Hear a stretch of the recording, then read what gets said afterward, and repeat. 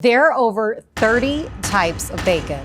Today, I'm gonna show you how to cook and enjoy all the different varieties of bacon that you might encounter.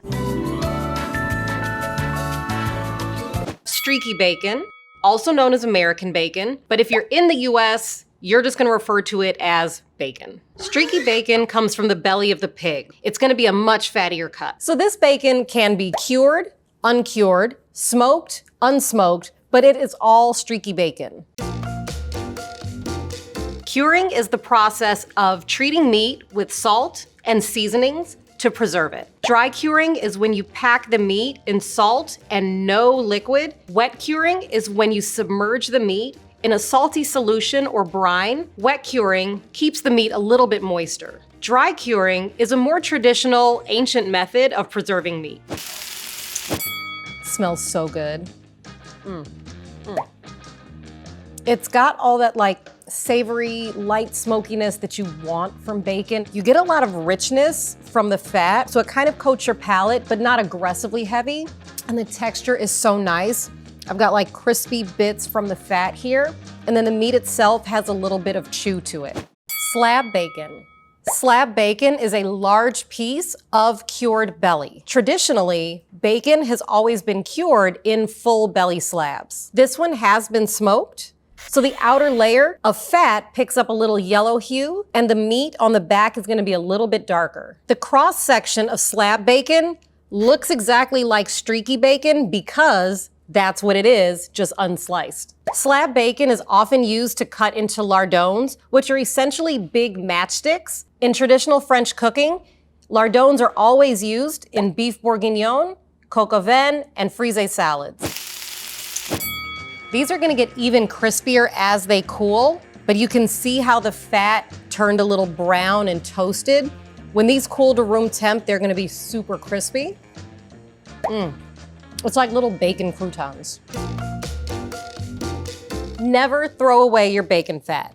Whether you're cooking belly bacon, shoulder bacon, back bacon, strain it out into a jar and it'll keep in the refrigerator for up to 3 months. It is wonderful for cooking. I use it all the time if I'm making scrambled eggs, frying anything up. If I wanna make a roux, sometimes I'll use bacon fat. It's gonna add a really nice meaty quality to anything that you're cooking without having to add actual meat to it.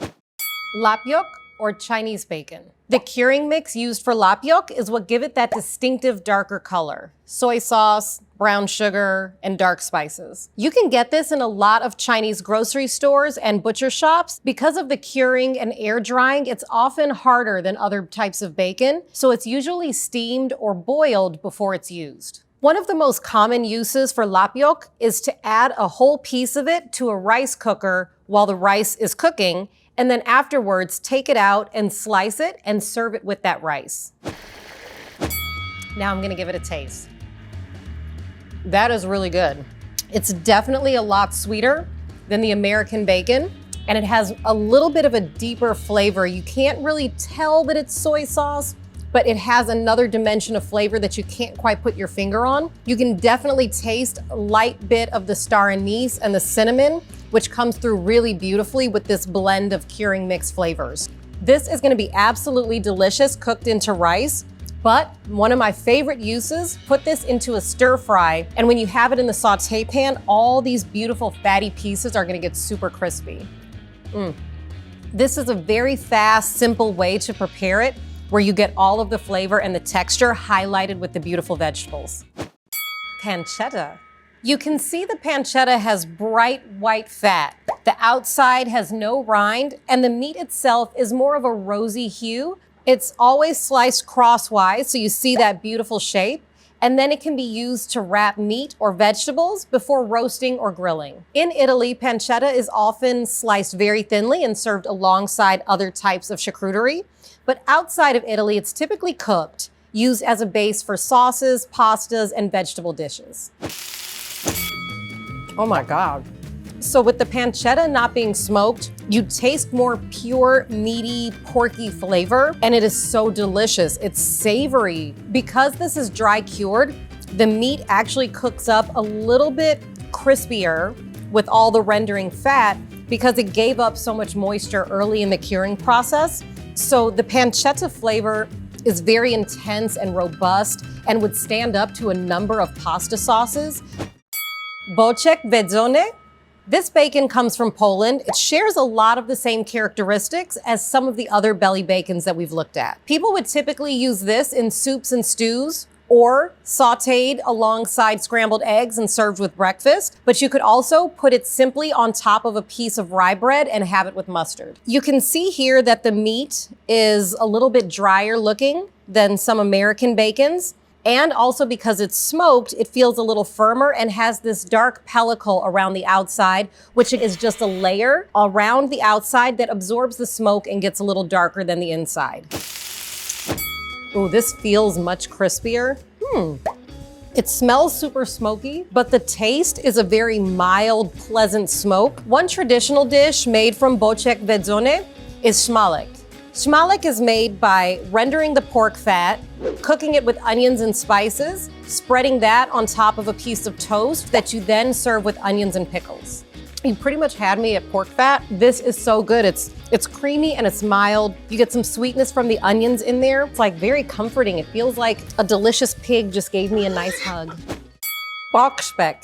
It directly translates to streaky bacon. In a whole piece, it looks similar to American slab bacon, or sliced, just like American streaky bacon. So you can see here that it does have a tougher outer rind. It's a little bit shiny and harder than a pellicle, so I would probably trim that off before eating. Before cooking, you're gonna wanna trim off this thicker rind on this side, and then cube it in pieces and pan fry. This has an amazing flavor. This one might be one of my favorites so far. Almost tastes more similar to pancetta, but less salty. And there is an unmistakable sweetness to it. Not like a sugary sweetness, but just like the essence of light, sweet smoke. An amazing traditional German dish made with Bauchspeck is Specknudel. It's a bread and bacon dumpling that's traditionally made with Bauchspeck. It's almost like a little bit of a denser matzo ball, but very not kosher because it has bacon. Rib bacon. It's from the belly, but the part of the belly that has the lower part of the rib bones attached to it.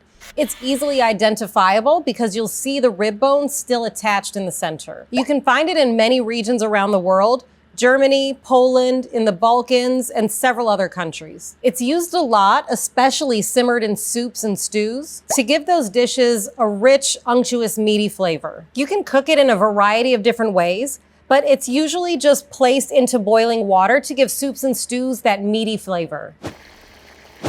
This is typically used to flavor other things, but I'm gonna try it on its own. It's very smoky and very meaty. The saltiness has kind of boiled out into the water, which is exactly why it would be great to flavor something like sauerkraut or greens or even beans. Canadian bacon. Canadian bacon comes from the back or the loin of the pig. The name Canadian bacon actually started when this was first imported from Toronto to New York City, and people in America just referred to it as Canadian bacon. Canadian bacon is typically round and it has a light pink blush color. There's a rind around the outside, and you can tell it's very lean. This is from a part of the pig that does not have much fat marbling in the meat. It's typically used as a breakfast bacon. It can be fried or sauteed in a pan. Because this bacon is so lean, I need to add a little bit of fat. Otherwise, it'll just sit there and stick and not do anything. This looks very much like ham. It has a very soft, chewy texture. You don't get any of those crispy edges that you would if you had a very fatty piece. So you're getting more of like a lean pork flavor as opposed to a fatty cut of meat that has tons more flavor. You'll typically see this in a breakfast or brunch dish like Eggs Benedict. Because Eggs Benedict is pretty much always served on an English muffin, Canadian bacon just fits so perfectly on it because it's like the same size and shape as the English muffin. I probably did not need to eat as big of a piece, but I love Eggs Benedict, so I couldn't help it. It goes perfectly with the rich, luscious egg yolk and hollandaise, which has a lot of butter in it. So it's great to have that balance of not having streaky bacon, which would just add more fat to it and be really heavy on your palate. Irish bacon, also called English bacon. It's often pan-fried and served with breakfast. It's pretty much an oval shape because it's a cross-section of the loin of the pig. It doesn't feel as firm as the Canadian bacon did. It feels like you're holding a piece of raw meat, essentially. When pan-frying this, you're gonna cook it until it's done, but it won't get crispy because it is moister and it's a lot leaner than American bacon. It's a very light pink color. It really does look like a slice of ham. The texture feels just like ham also. You get a little bit of fat from here that's flavoring the meat, and you're not getting any smoky flavor either. You can also boil it to serve a traditional dish of boiled bacon and cabbage. Not that it's not delicious, but I definitely prefer my bacon to be pan-fried and crispy, not boiled. Back bacon. This is typically gonna get pan-fried and served with a breakfast dish. Back bacon is very similar to Irish bacon. It's a cross-section of the loin, so it's pretty much a pork chop without a bone. So these got nice and brown. The meat is very tender. It's kind of like seared ham. It's lean, but it's not very dry. English back bacon is a central component of a traditional full English breakfast. A lot of the components on a traditional English breakfast are actually fried up in the pan after the back bacon comes out, so they pick up some of that flavor. A whole lot of meat for breakfast on this. 3 types of meat, beans, potatoes. It's just a very heavy way to start the day. I would need a nap after breakfast. Guanciale. Guanciale comes from Italy, and it comes from the cheek of the animal. You'll typically find it in sandwiches, in pastas, and sometimes even on pizza. It is most commonly used in pasta sauces, mainly carbonara and amatriciana. The dark color on the outside comes from all of the aromatics that are put into the cure. You'll also notice that the meat itself is not lean. The meat inside of the cheek is heavily marbled, so you know that it's gonna be very, very tender even after it's cooked. Even after all the bacon I've had today, this stands out. It has the saltiness of American bacon, but so much more aromatic flavor. One of my absolute favorite ways to enjoy guanciale is in a classic pasta carbonara. It's simple, but it's very decadent and very delicious. It's made with black pepper, guanciale, egg yolks, and hard cheese, usually Parmesan or Pecorino. You really get the eggy, rich yolk flavor, but it's balanced out by a little bit of bite from the black pepper, the crispiness from the guanciale, and a little bit of the nuttiness from the hard cheese. Can I get a glass of wine?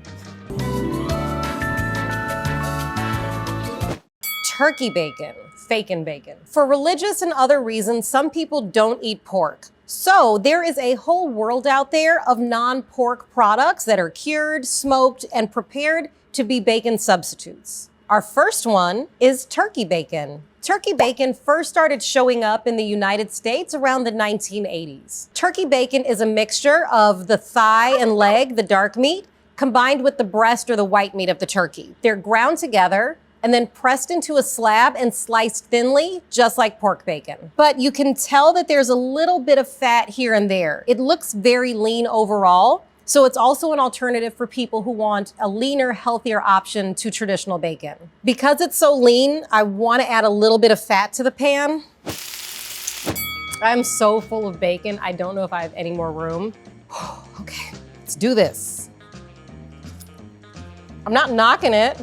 It definitely has a lighter mouthfeel. This does have really nice flavor and really nice texture overall. If you don't eat pork or you want something lighter, I would definitely give this a try. Although it's not bacon, it will give you a lot of those things that you're looking for in traditional bacon. Duck bacon. Duck bacon is made from the duck breast. You do have to cook it to eat it because it is raw, as it's not been cured at all. So ducks are kind of the triathlete of the animal kingdom. They run, they swim, and they fly. So their meat is gonna be very dark because their muscle is oxygenated because it gets a lot of work. It's very lean on the inside and has a nice strip of fat along the outside. This is what kind of insulates the duck and keeps it warm. Okay, I'm gonna try this. It smells really good. This got a little too cooked. I left it in the pan just a touch too long. This is something that you're just gonna wanna give a quick sear in a pan, very high heat, because as soon as it overcooks, it's gonna get very tough. The smokiness of it is covering up the gamey flavor. It starts off with smokiness, a little saltiness, and then you get that kind of gamey duck flavor right at the very end. Mushroom bacon.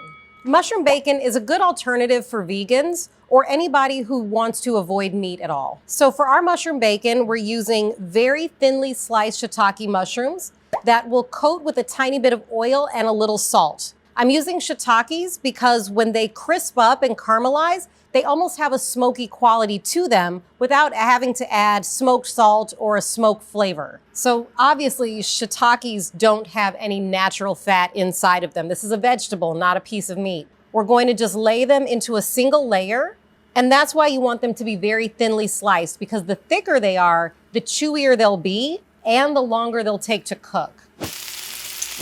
So it looks nice and crispy. You wanna make sure that your mushrooms don't get too dark, because if they get dark all the way, you know they're gonna be a little bit bitter. So that's why it's so important to slice your mushrooms very thinly, because if they're thick, they're still gonna be chewy no matter how much you cook them. They'll get burned before they get crispy. So go thin, go low heat for a long time. Mushrooms do have a little bit of a meaty quality to them. They have a deep umami flavor, so it is a great meat substitute. It has some natural smokiness. It does have really nice texture that's almost similar to streaky bacon, because you get some crispy edges, and on the parts of the mushroom that are a little thicker, you might get a tiny bit of chew still. These would be great on top of a salad or on top of mac and cheese. They'll add texture, they'll add smokiness and flavor, but what they don't add is bacon. So that was bacon. Thank you so much for tuning in. I hope you learned a lot and get to try some of the techniques and recipes that we made here today. Feel free to leave a comment and let us know what you want to see next time on The Big Guide.